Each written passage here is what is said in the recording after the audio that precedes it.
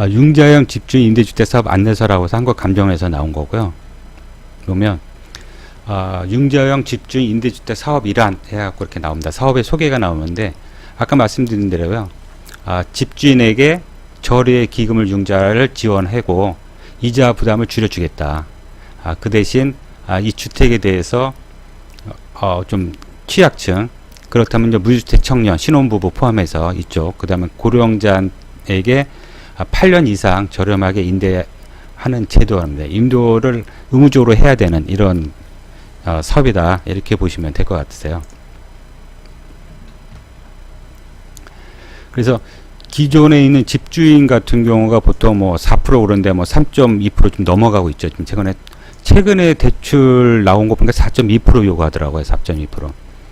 그러니까 대출 일부 해준다고 하는 건 3.23% 뭐 얘기하는데 실제로 집행되고 있는 거는 4.2% 집행하겠다고 이렇게 나오고 있어요.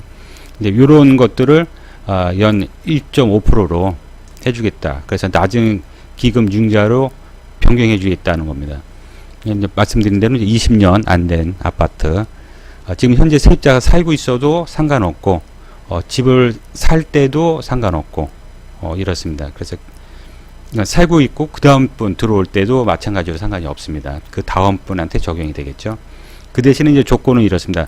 시세를 이제 한국감정원에서 시세를 조사하거든요. 시세 조사해서 시세의 90% 이하로 임대료를 해야 된다. 그 다음에 8년 이상, 그러니까 8년하고 이제 12년하고 두 가지가 있어요. 그래서 8년하고 12년 중에서 그래서 8년 이상 무주택 청년, 그 다음에 고령자에게 우선적으로 이분들한테만 공급하는 건 아니고요. 이분들한테 우선적인 선택할 수 있는 권한을 주는 거죠. 이분들 우선 임대하는 그런 조건입니다. 목소리가 좀 낮은가 봐요. 목소리가. 혹시 또 너무 시끄러울까봐 괴로우실 것 같아서 좀 조용히 말씀드렸는데 좀 낮은가 봐요. 그래서 이런 내용이고요. 보면 아까 말씀대로 이제 조건이죠. 조건은 다가구 주택, 그다음에 다세대, 그다음에 연립, 그다음에 아파트, 그다음에 주거용 오피스텔. 근데 말씀대로 준공 후 20년이 안 된 주택, 이내 주택에 대해서만 적용이 되고 있다. 이렇게 보시면 되겠습니다. 그다음에 집주인에는 주택임대사업자 등록자가 돼야 된다. 이렇게 말씀드려요. 주택임대사업자 등록이 됩니다. 주택임대사업자는 아시죠? 시군에서 등록하는 게 있고 세무서에서 등록하는 게 있습니다. 요게 조건이 다 다릅니다. 요거에 대해서는 나중에 더 한번 설명 한번 드릴게요. 저도 요거 굉장히 헷갈리더라고요. 아마 주택임대사업자 그러면 보통 시군에서 하는 거 많이 생각하시잖아요. 그 다음에 표준계약서에서 작성해가지고 계약서 할 때마다 이제 신고, 최근에 이제 부동산은 신고를 대행을 많이 해줍니다. 전담해서 많이 해주는데 원래는 이제 뭐 집주인이 하는 거지만 대행해서 많이 해주죠.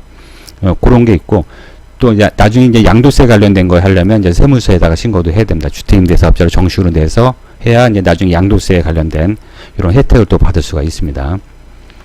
그 다음에 이 조건에 보면 이제 임대기한은 이제 8년하고 12년 이렇게 되어 있습니다. 그 다음에 시세 80%. 그 다음 기금융자는 1.5%. 변동금리라고 하는데 뭐 크게 국가에서 지원하는 거라서 크게 변동이 있을 거라고는 생각하지 않는 것 같아요. 그렇지만 뭐 어쨌거나 변동금리로 좀 돼 있는 부분이 있습니다. 상한 조건에는 뭐 은행 대출이 다 그런 것 같습니다. 만기 일시 또는 원리금 균등 분할 거치시죠. 뭐 이렇게 하는데 대부분 만기 일시로 하겠죠. 만기 일시로 할 겁니다. 그 다음에 한도가 있어요. 뭐 한도 없이 해주는 건 아니고요. 수도권은 이제 1억. 그 다음 광역시는 8천, 그 다음 기타 지역은 6천으로 되어 있습니다. 금액에 대한 거는 뭐 무조건 1억을 해주는 것은 아니고요. LTV 70%, 이제 소액 임차 보증금은 공제한 거죠. 최근에 그 소액 임차 보증금이 좀 변경이 일어났습니다. 과밀억제권 같은 경우 좀 최근에 변경이 있어가지고 금액 차이가 조금 있습니다. 그 다음에 임차에는 1순위로, 그러니까 아까 말씀드린 1순위는 이제 무주택 청년, 신혼부부 포함해서 이제 무주택 청년한테 공급을 하고, 그래야 고령자분한테 공급하는 조건이고요. 그다음에 여기 이분들한테만 공급하는 건 아니고, 우선적으로 이분들한테 모집을 하고 나서 만약에 안 되게 되면 2순위로 일반인한테 공급을 할 수가 있습니다. 그래서 무주택 청년 이런 분들만 보면 너무 시장이 작잖아요. 근데 이제 일단은 2순위 일반인도 되기 때문에 이용을 해서 임대를 놓을 때 잘만 이용하면 가능합니다. 어쨌거나 조건에 보면은 1순위 무주택 청년과 고령자분한테는 우리 그 공인주택 협회에서 운영하는 한방 있잖아요. 한방에 1개월 이상 공시하도록 1년 이상 거기다 물건을 내놔서 거기서 세입자분들이한테 선택할 수 있도록 권한을 주는 이런 거를 요구합니다. 그래서 물건은 그쪽에다 올려야 됩니다. 처음에 그러니까 시세 90% 이하로 책정을 해서 이제 올리게 되죠. 그래서 한 달 동안 거기서 이제 광고를 이렇게 해서 이분들이 볼 수 있도록 선택할 수 있도록 하는데 만약에 이분들이 선택하지 않게 되면 그때는 이제 2순위로 이제 넘어오게 돼서 일반인한테 그 임대를 놓을 수 있게 됩니다. 그래서 일반인을 상대로 할 수 있죠. 그래서 조금 일찍 서두르면 한 달 지나고 나면 이제 일반인을 상대할 수 있으니까 요렇게 좀 잘 활용하면 괜찮을 것 같아요. 그다음 2018년도 공급 예정은 원래 그 3,000 가구 예정이었다고 하는데요. 아직까지는 좀 공급을 하고 있고요. 지금은 된다고 하네요. 아직은.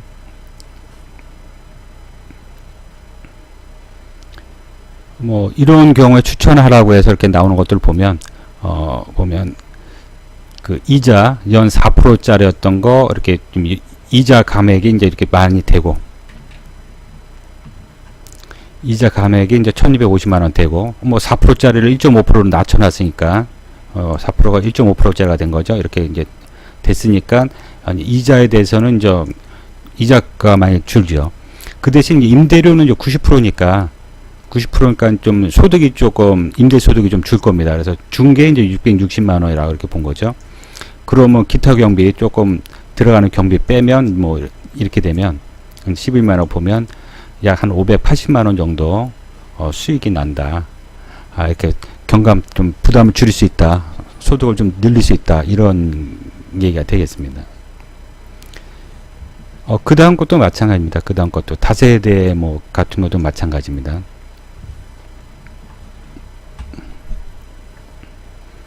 절차를 보면요.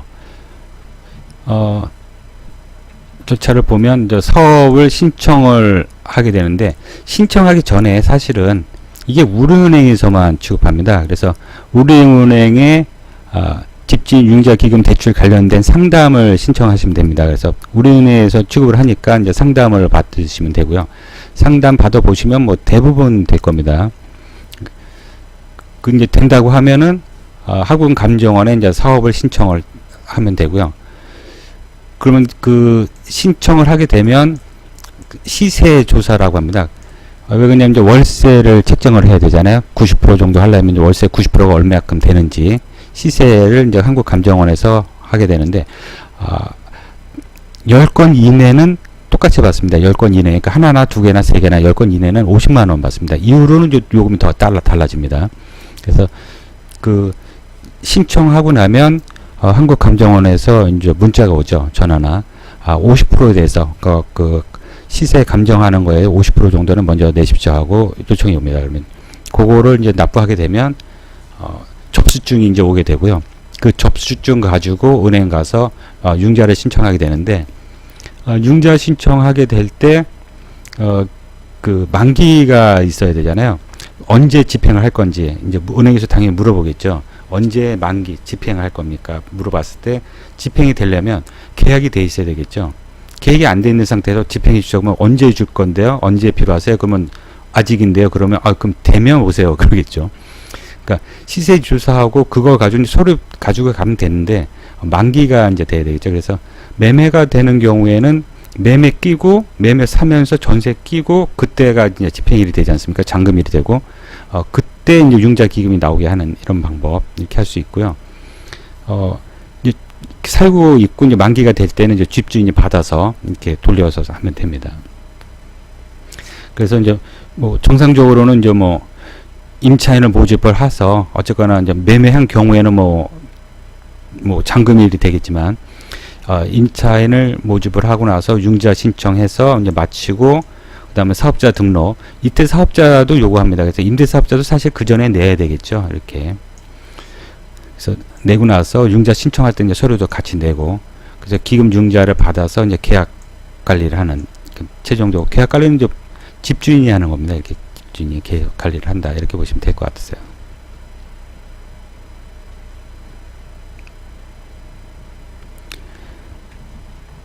사업 신청 절차를 보면요. 사업 신청은 이제 등기 우편으로 하는데, 사전에는 이제 팩스 전송을 해서 팩스를 보내서 이제 서류 심사를 받고, 그 다음에 이제 등기 우편으로 보내도 되는, 물론 이제 정상적으로는 등기 우편적 서류가 가야 접수가 되겠지만 일단 사전 접수가 가능하다, 이렇게 보시면 되겠고요. 그 다음에 임대 시세 조사 의뢰는 이제 수수료가 50만 원 있고, 착수금으로 50% 납부해서 한국감정원에서 통지에 온다, 이렇게 보시면 되겠습니다. 그 다음에 융자 신청을 할 수가 있다, 이렇게 되겠고요.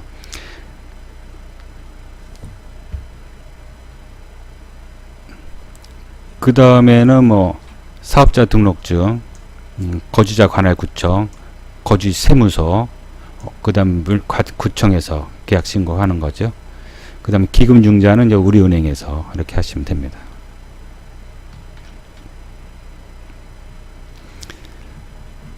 그 다음에 그 공시 의무가 있다고 말씀드렸죠. 그래서 한 방에다가 이제 30일 이상 1순위로 이렇게 공고하게 이렇게 되어 있습니다. 그래서 광고를 내는 거죠. 여기서 이제 임차인 구한다고 이렇게 먼저 권리를 이제 준다, 이렇게 보시면 될 것 같아요. 근데 1순위는 이제 공고에 청약한 자에는 표준 임대차 계약서 작성하는 게 이제 필수일 것 같고요. 그 다음에 확약서 받는 서류도 있습니다. 이런 서류들 받아서 첨부하도록 이렇게 되어 있습니다.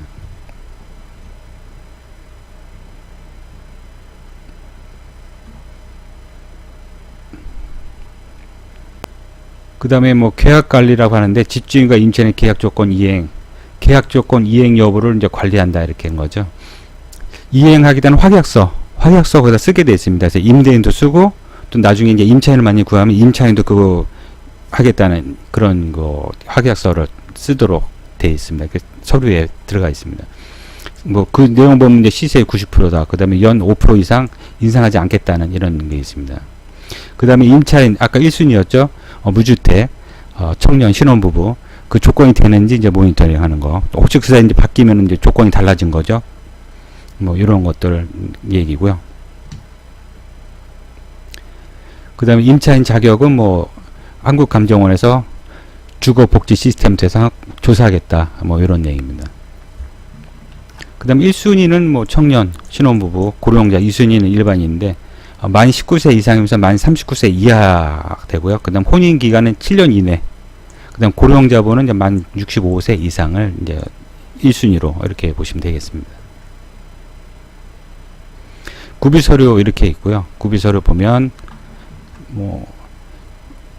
시소의사에서 신청서, 요게 처음에 이게 서류 가는 거죠. 요 서류. 그렇지만 요건 이제 서류 다 해갖고 보냅니다. 이렇게 다 해서. 설계도면 나오죠. 설계도면. 다른 분들 아시나요? 이게 설계도면. 이게 다들 끊어보셨는지 모르겠어요. 이 건축물 대장의 설계도면이 있죠.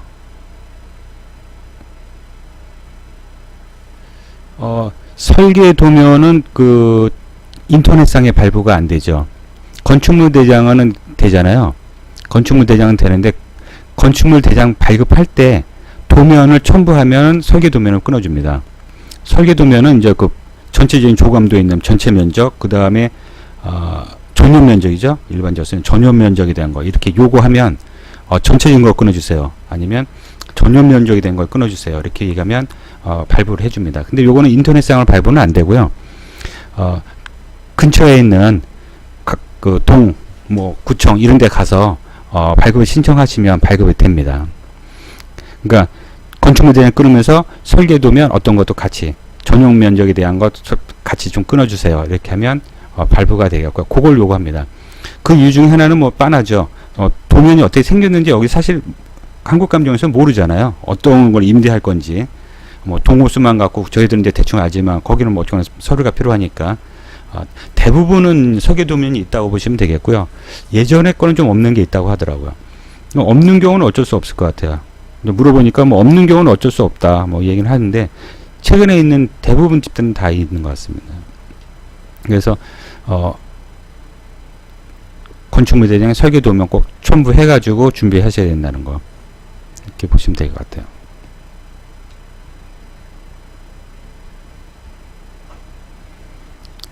그 다음에 기금융자 신청할 때 서류 이렇게 되어 있습니다. 기금 신청할 때 이렇게. 사업자 등록증 있죠? 사업자 등록증 세무서 한 거죠. 그 다음에 주택임대사업자 등록증 있죠? 지자체 한 거죠. 이렇게 따로 있는 겁니다. 이렇게 두 개 있습니다. 그래서 지자체, 주택임대사업자, 그 다음 사업자, 세무서 저희가 일반적으로 쓰는 거는 사업자 이렇게 두 가지가 있습니다.